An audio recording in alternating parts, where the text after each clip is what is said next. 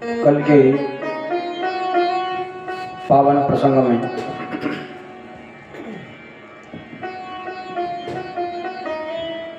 धर्ममूर्ति धर्मध्वज श्री मनु और शत्रुका जी का पावन प्रसंग श्रवण किया।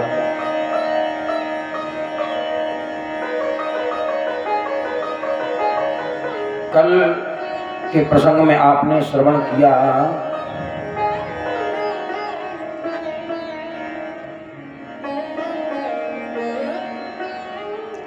माता आकुति और प्रसूति का प्रसंग।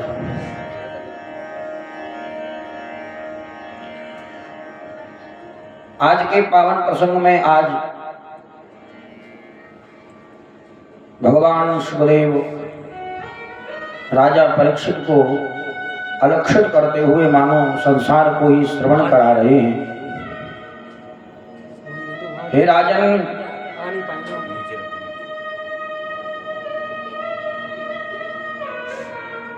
माता देवहूति के गर्भ से भगवान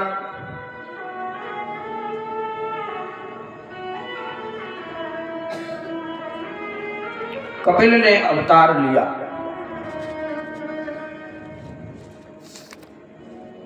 देखिए, कपिल भगवान जब आए हैं तो कपिल भगवान ने सांख्य शास्त्र का उद्गम किया, सांख्य शास्त्र को रचा। भगवान कपिल की 9 बहनें हैं। सबसे बड़ी जो बहन है नाम है कला।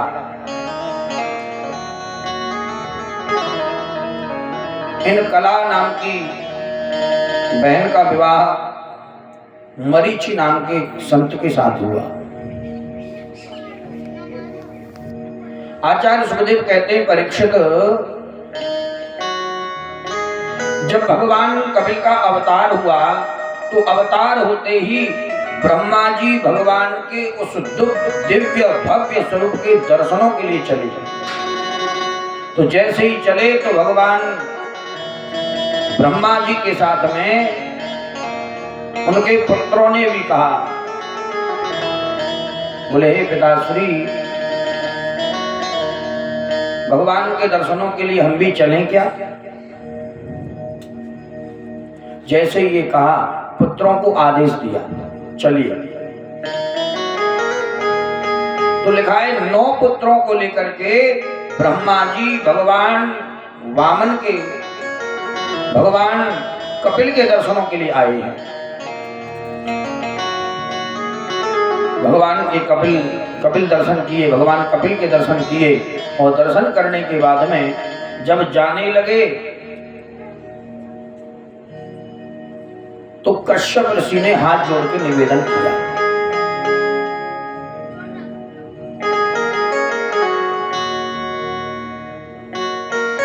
कर्दम ऋषि कहने लगे, कर्दम ऋषि ने हाथ जोड़ के कहा, बोले, हे ब्रह्मा जी,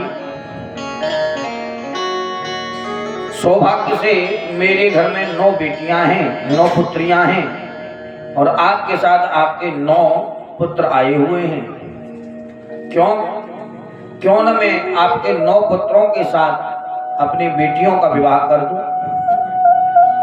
ब्रह्मा जी ने कहा, शुभस्य शीघ्रम, बहुत ही सुंदर विचार है आपका, और ऐसा विचार शुभ कर्म कभी कभी जीव के हृदय में आता है, इसलिए आप चिंता न करें, आप विवाह कर सकते हैं।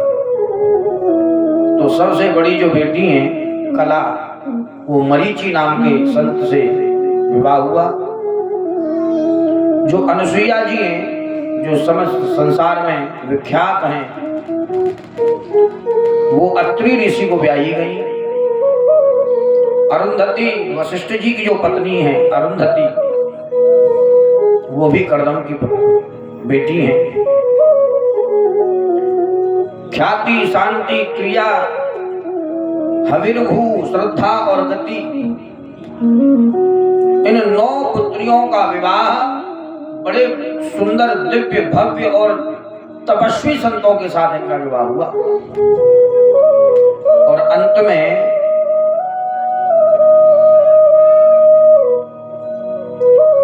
भगवान कपिल को प्रणाम करके कर्दम ऋषि जंगलों में जब चलने लगे, जाने लगे,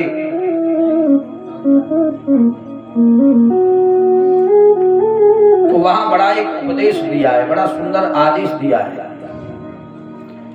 ब्राह्मण कुल में जन्म लेने के बाद में ब्राह्मणस्य हि देवोऽयं शूद्रकामा हि नेष्यते। ब्राह्मणस्य हि देहोऽयं शूद्रकामाय हि नेष्यते। कर्दम ऋषि ये बताना चाहते हैं, बोले ब्राह्मण जो जन्म होता है ब्राह्मण कुल में, बड़ा भाग्य, बड़ा ही पुण्य आत्मा जन्म लेता है। और ब्राह्मण कुल में जन्म लेने के बाद में यदि आपने भजन नहीं किया, उस ब्रह्म को नहीं जाना, ब्रह्मम जाना तो सब ब्राह्मणा। ब्राह्मण कौन? बोले जो ब्रह्म को जाने, ब्रह्म की उपासना करे।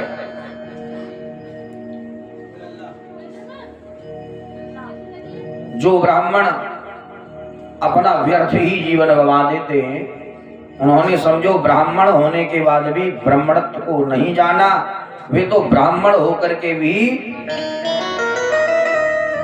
श्रेष्ठ न हो सके, अपने आप को तार न सके। कर्दम ऋषि कह रहे हैं ब्राह्मणों को चौथेपन में आने के बाद, चौथेपन का भाव क्या है? चौथा आश्रम, पहला है ब्रह्मचर्य, दूसरा है गृहस्थ, तीसरा है वानप्रस्थ और चौथा संन्यास। चौथे आश्रम में ब्राह्मणों को संन्यास लेना चाहिए। संन्यास लेने का मतलब है सबको त्याग पत्र देना, संसार को त्याग देना, संसार की विषय वासनाओं को त्याग देना, वस्तुओं को त्याग देना, किसी से मोह न रखना। केवल मोह है तो वो केवल और केवल परमात्मा से। और देखिए कर्दम ऋषि गए हैं तपश्चर्या में। एक दिन माता देवहूति ने अपने बालक कपिल को, भगवान कपिल को बड़ा सुंदर सजा धजा करके, सुंदर श्रृंगार करके, पीतांबरी पहना करके, सुंदर तिलक आभूषण पहना करके, माल्यार्पण आदि करने के बाद में माता देवहूति ने हाथ जोड़ करके भगवान से प्रार्थना की। ये भागवत जी का सर्वोच्च उपदेश है। कर्दम देवहूति कपिल देवहूति संवाद।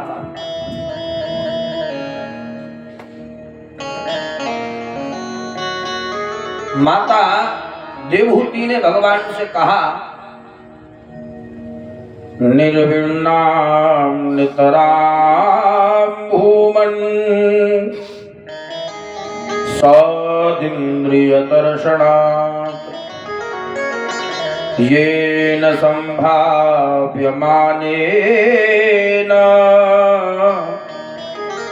प्रपन्नान्धं तमप्रभो। निर्विण्णां नितरां भूमन् सदिन्द्रियदर्शनात्, अर्थात हे भगवान, मेरा आपसे एक निवेदन है, मेरा कुछ एक प्रश्न है। वो प्रश्न क्या है? बोले मेरी जो इंद्रियां हैं ये मुझे अपनी अपनी ओर खींचती हैं। सौ इंद्रिय दर्शनात्, अर्थात 5 ज्ञानेन्द्रिय, 5 कर्मेंद्रिय, ये 10 जो इंद्रियां हैं ये मुझे अपनी अपनी ओर खींचती हैं। मैं इन इंद्रियों को कैसे वश में करूं? इंद्रियों को वश में करने का सर्वोच्च उपाय क्या है? भगवान, दूसरा मेरा प्रश्न ये है, मुक्ति किसकी होती है?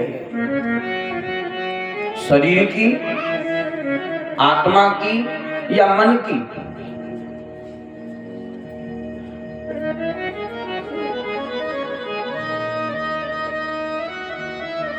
मेरा तीसरा प्रश्न भगवान आपसे एक और है कि भक्ति मार्ग के लक्षण क्या हैं?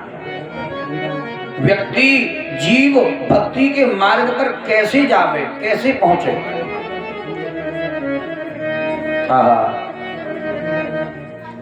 भगवान कपिल ने बड़ा ही सुंदर उपदेश दिया।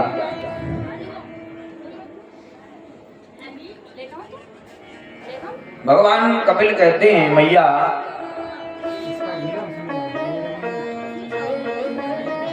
वैसे तो जीव को हर समय भगवान का चिंतन करना चाहिए, लेकिन आपने कहा कि ये इंद्रियां कैसे वश में हो, तो सुनिए। आप अग्नि में जितना घी डालोगे और ये सोचो कि अग्नि में घी डालने से अग्नि शांत हो जाएगी, तो कभी शांत नहीं हो सकती। कहने का भाव, हम संसार की वस्तुओं को पाकर के अगर ये सोचे कि हमें भगवान प्राप्ति हो जाए, ऐसा तो कभी नहीं हो सकता। आप सबसे पहले इंद्रियों को वश में करने के लिए भगवान के श्री विग्रह का दर्शन करो।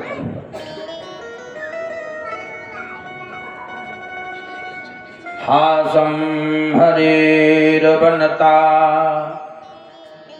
खिल लोक तीव्र शोकाश्रु सागर विशो क्षण मृत्युदारम। भगवान के किस स्वरूप का दर्शन करें? बोले जो हंसता हुआ भगवान का जो चेहरा है। हासम हरे रवनता खिल लोक तीव्र।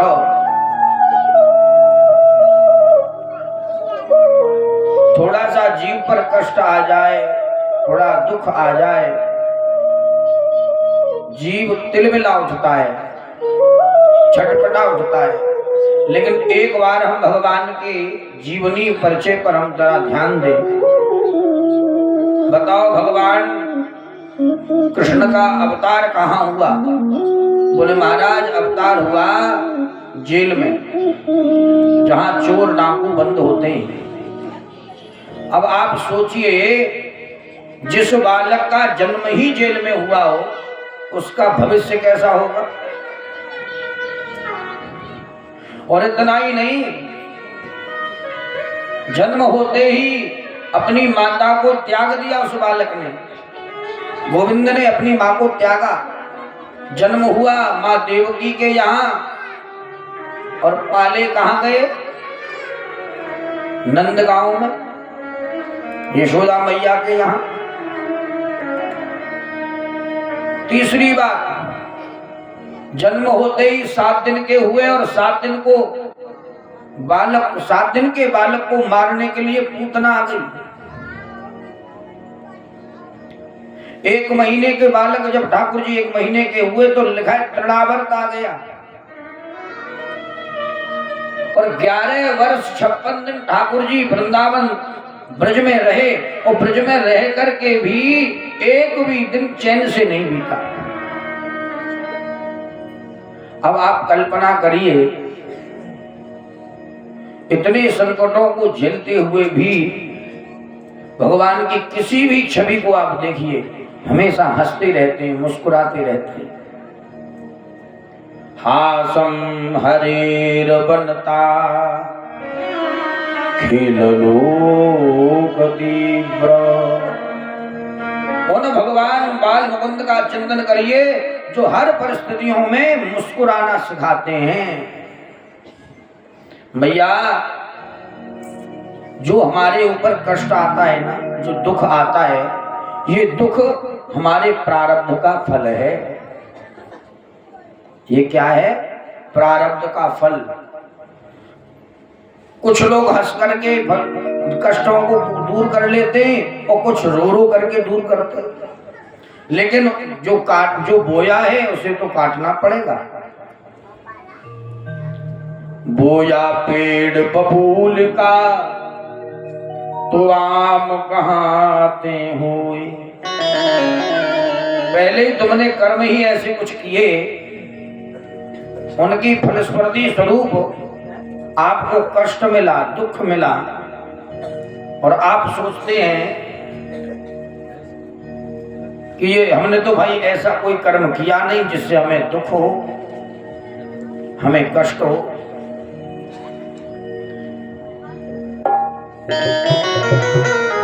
भगवान कपिल कहते हैं भैया जो भी जीव को कष्ट होता है, दुख होता है, अशांति होती है, क्लेश होता है, ये सब उसके प्रारब्ध के ही फल हैं। और सुनिए, इन कष्टों को, प्रारब्ध के कर्मों को केवल भजन ही काट सकता है।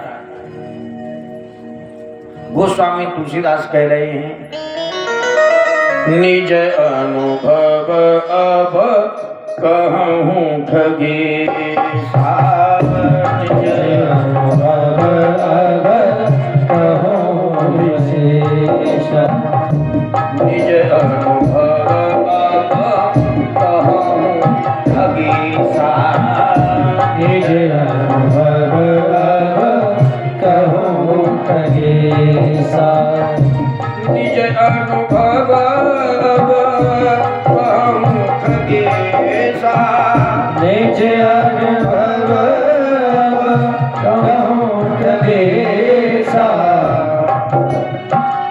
बिनु हरि भजन मिटहि कलेशा, बिनु हरि भजन मिटहि कलेशा, बिनु हरि भजन मिटहि कलेशा, बिनु हरि भजन मिटहि कलेशा। निज अनुभव, काकभूषण जी कह रहे हैं, हे पक्षीराज गरुण, मैं अपना अनुभव कह रहा हूं। क्या? बोले जिसको अपने प्रारब्ध को काटना है, जिसको अपने प्रारब्ध को काटना है, कर्मों को काटना है, तो वो भजन करे। और जब आप भजन करेंगे तो प्रारब्ध के जो कष्ट हैं, जो दुख हैं, वो कटेंगे। अच्छा, कटने का मतलब क्या है? दूर हो जाएंगे? नहीं, कष्ट तो फिर भी आएंगे, लेकिन भजन करने से भगवान हमें उन कष्टों को सहने की शक्ति प्रदान कर देंगे। हैं? कोई कष्ट यदि हमारे ऊपर आया, कोई दुख आया, तो उस दुख को भगवान कह रहे हैं वो दुख प्रारब्ध के कर्मों से आया है, उसको मैं मिटा नहीं सकता। लेकिन भजन के प्रताप से, भजन के प्रभाव से वो कष्ट, वो दुख जीव के ऊपर जो आया है, वो मेरी शक्ति से, मेरे भजन के प्रभाव से उसको सहन करने की क्षमता प्राप्त हो जाती है। ऐसा भगवान ने आदेश दिया। मैया, भजन जीव को अवश्य करना चाहिए। वो किसी भी स्थिति में हो, किसी भी परिस्थिति में हो, कहीं भी हो। हमारे संत गाते थे, जिस देश में, जिस वेश में, परिवेश में रहो, राधा रमन, राधा रमन, राधा रमन कहो। जिस देश में, जिस वेश में, हर देश में रहो, राधा रमन, राधा रमन, राधा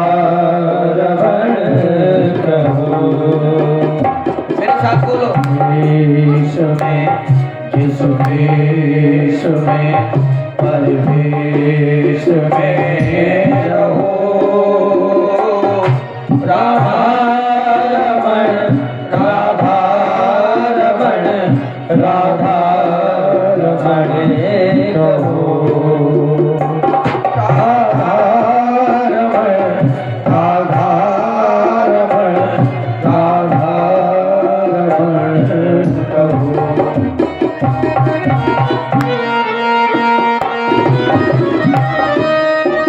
हर समय हमको भजन करने की जरूरत है।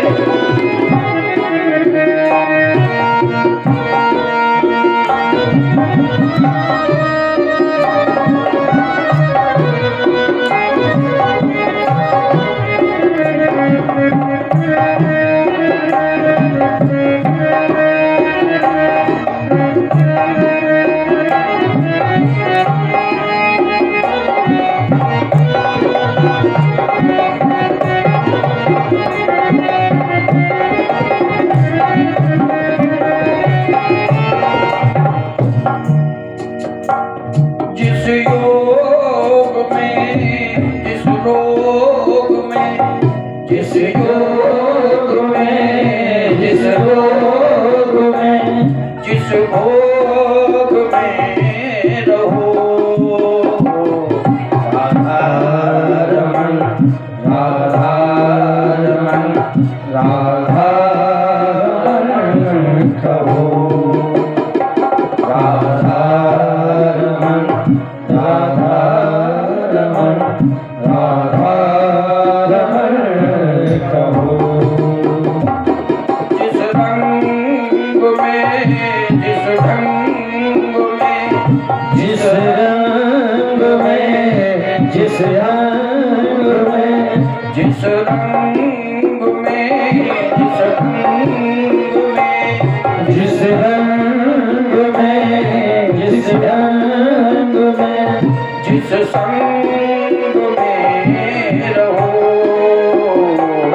राधा रमण राधा रमण राधा रमण कहो राधा रमण राधा रमण राधा रमण कहो राधा रमण राधा रमण राधा रमण कहो।